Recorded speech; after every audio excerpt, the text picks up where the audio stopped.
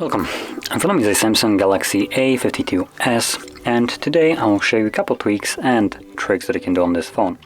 Now those will be fairly simple, probably some of you will already know, but still some might not. So we're going to start off by navigating into the settings under the display, where you will find motion smoothness. Now this is by default set to high, at least that's what I believe it's the default, and as you can see you also have the standard option. So, one thing that I have to give props to Samsung for is including this animation. It does probably a far better job of showing you how this option affects the display, rather than me trying to explain it in my wonky way. So you can clearly see it here. Now there are some benefits and drawbacks to this. So with a high being set as the default, you will have a better experience. It will look better, as you can objectively see right here, but your battery life will suffer. So with higher refresh rate, you consume more battery. So if you want to have better battery life, you can set it to be at standard 60 Hz, which will give you a longer battery life, but again, it might look a little bit worse in terms of how the device feels. So when you're scrolling up and down, it won't look as nice, smooth, crisp as it did with the high setting. So the choice is yours if you prefer to have more battery or better screen experience. Now moving on to the next one, it's gonna be the display, or not display, but the screen mode, which again is almost right under the motion smoothness. Now this, by default, is set to vivid, and personally, the vivid default is a little bit too vivid. Now on the camera it might not be as visible as it is just by looking on the screen, but for instance the orange right here, that is like blindingly orange. That is unrealistic. I don't like things to be saturated to this point, so I prefer to go with the natural, which is a little bit more toned down and closer to what it would actually look like. Now in certain cases it might not look as flashy and nice as vivid. For instance, in this case, so if you turn on vivid here, the aurora borealis does look way better, but natural will be a little bit more realistic, and that's kind of what I prefer to have.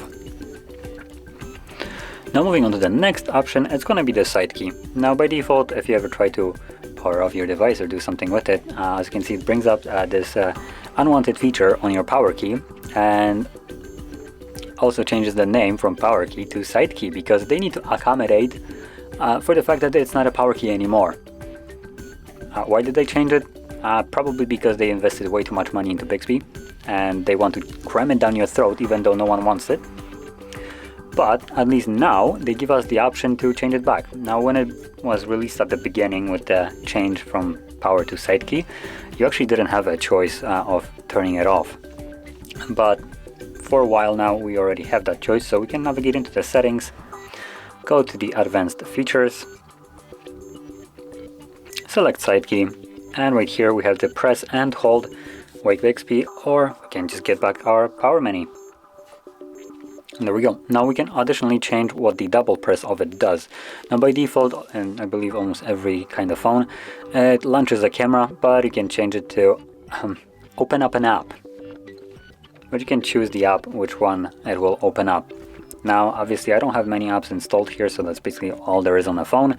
But as an example, I can select Chrome and then double click it, and voila, it opens up Chrome. So there we go. And going back to the long press, we get our power buttons, or power menu. So now moving on to the next one, which is probably one of my favorite options to do on every device nowadays.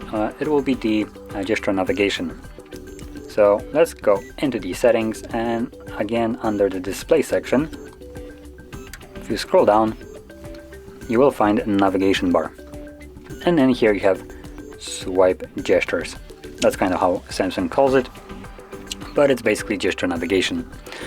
And it does give you also a little bit of an animation how to use it. So we have the swipe up to go home, swipe up and hold to go to recent, and swipe from the sides to go back. Let me swipe it from the lower side just so you can see the arrow. There we go. As you can see, it shows up an arrow, and when you let go, it accepts it as a gesture.